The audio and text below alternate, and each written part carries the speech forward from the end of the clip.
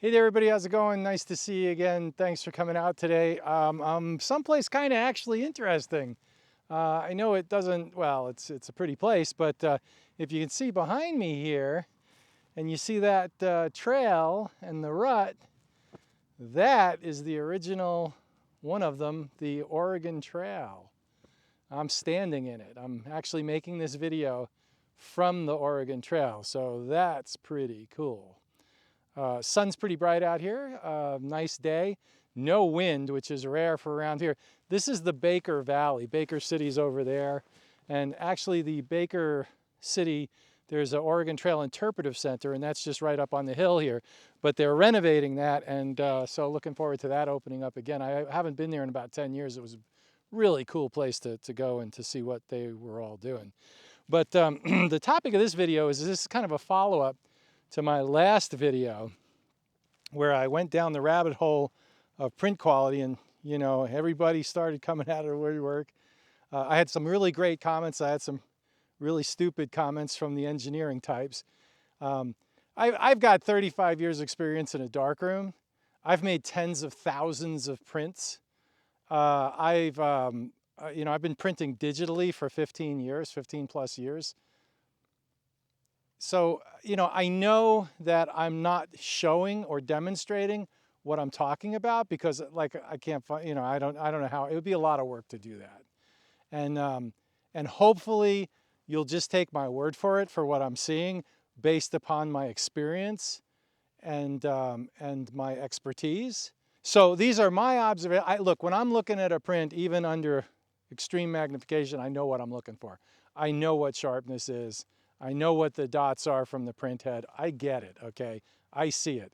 And for what that, and the bottom line, look, if they were all the same, if I looked under the loop and I saw all the prints and they all looked the same, hey, all right, so I'm not looking at sharpness. I don't know what I'm looking at.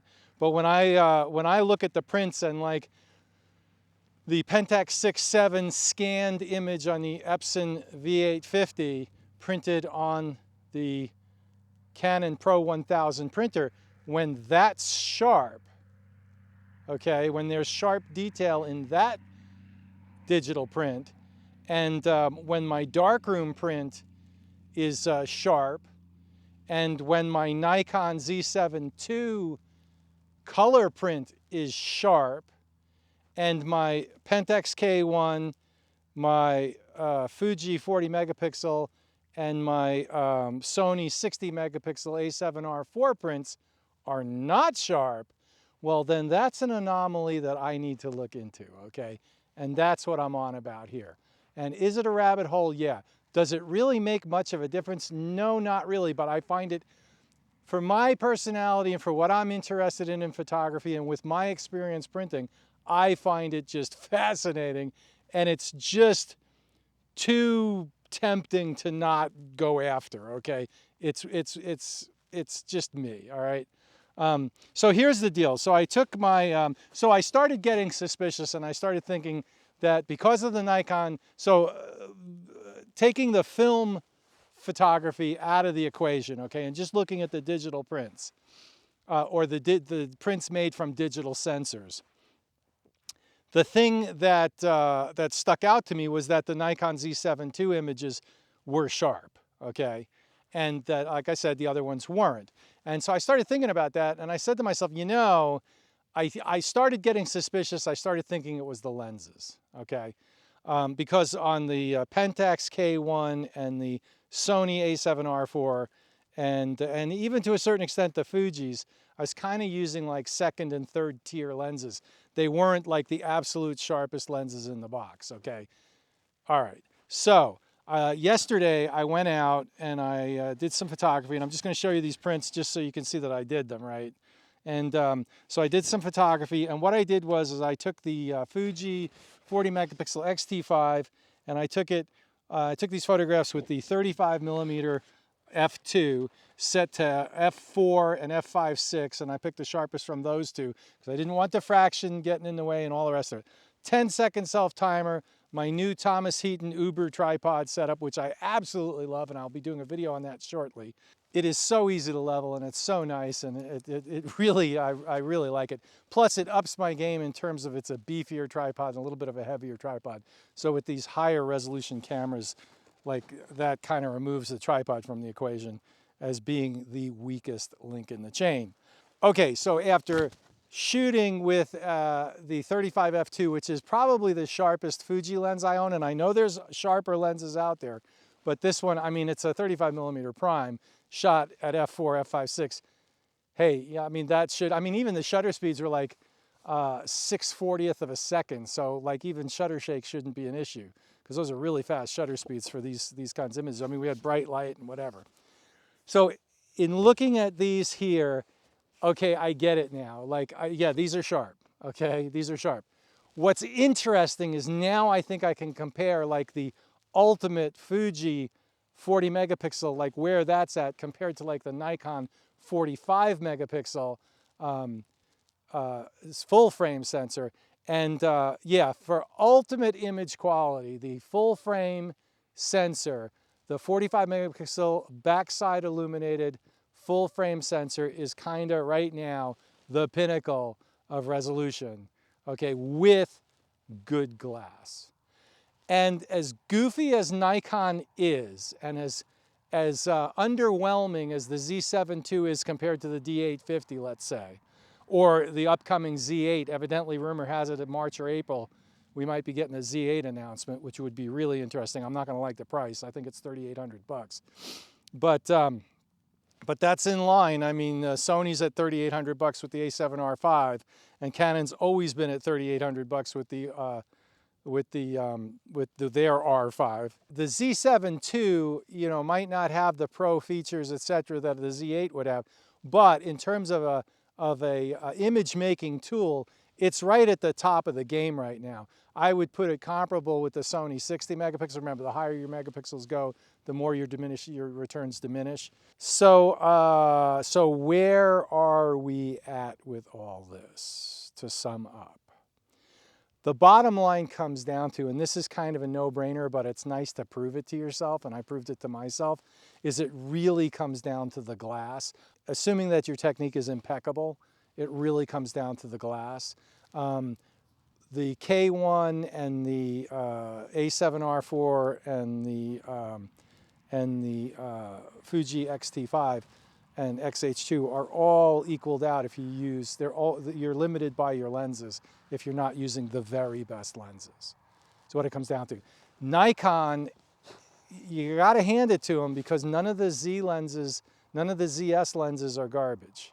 They're all really pretty good. And so Nikon might have a limited lens selection, but pretty much any lens you get from Nikon, you know, any of those ZS lenses are up to the task. And that's the intelligence of the Nikon system, which I've come to appreciate by doing all these goofy tests.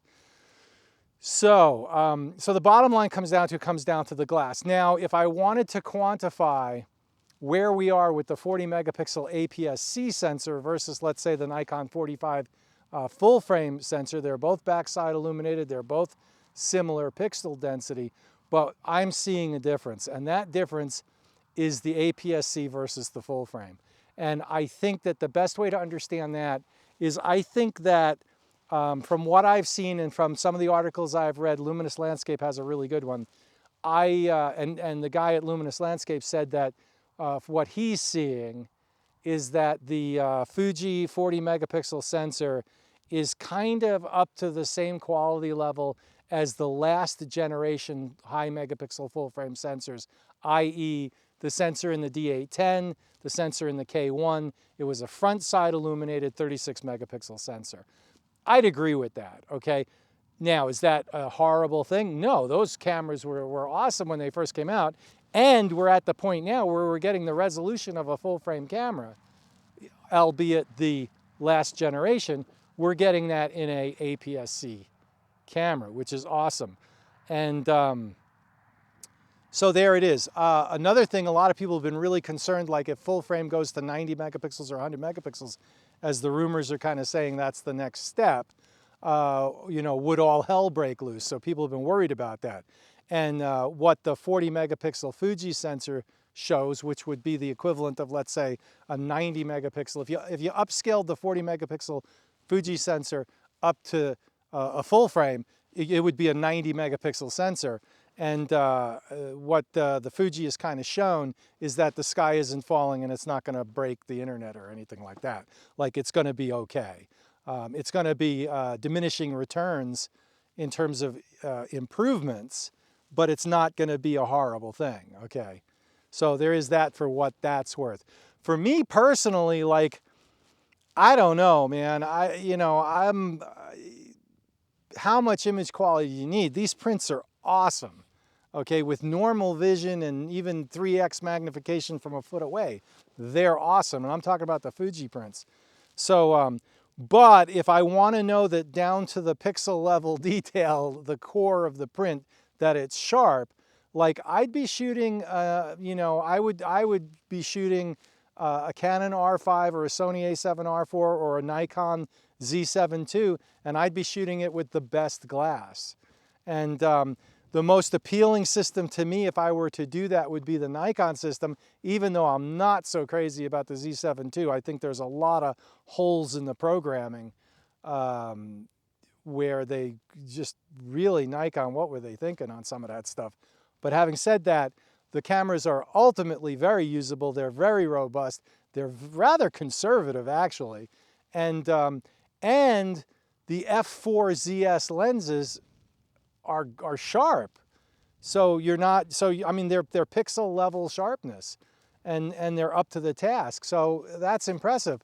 I think where I went wrong in the past is I've always tried to switch over to a system and make it like my main system and have it do everything. And so, Thomas Heaton doesn't do that. I mean, he's got a bunch of Fujis for his video, and he's got a Nikon Z7II, and he had a GFX before that for his stills photography. The thing that's kind of getting to me a little bit is, like, if I'm going to go through all the trouble to go out and spend the gas money, and that's expensive these days, to go out to these places to take these photographs, like, if there's a better technology, I mean, I can afford the weight of a Z7II and, let's say, the 24-70 f4 and the 100-400, okay? I can afford that weight, all right? And maybe even the 14-30. So it's worth the wait to me if I know that when I'm pointing my camera at something, I'm getting the highest resolution I possibly can if I'm going to shoot digital.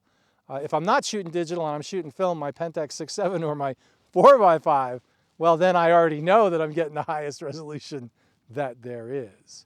So, so if I do anything, I would probably pick up a Z7II and a couple of lenses, and that would be my stills photography system.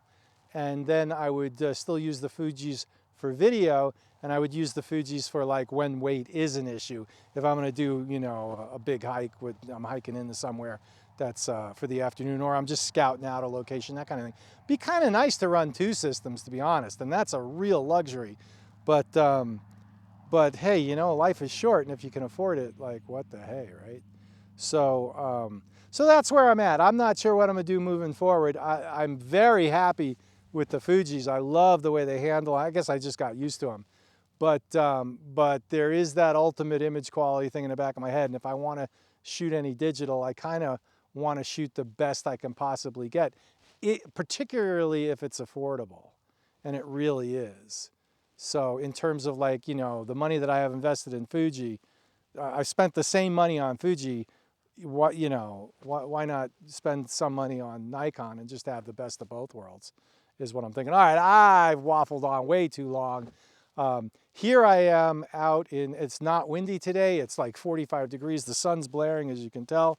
And just absolutely beautiful. A little bit of wind, but a lot of sagebrush, mountains behind me. But this is the Oregon Trail, and it's pretty cool to think 150 years ago, that's a guess, that wagons were rolling through here, and yeah, how far we've come and how good we've got it. So thanks for watching. Like, subscribe, hit the bell for notifications, and hopefully we'll see you out here. This is a cool place. So take care. Bye.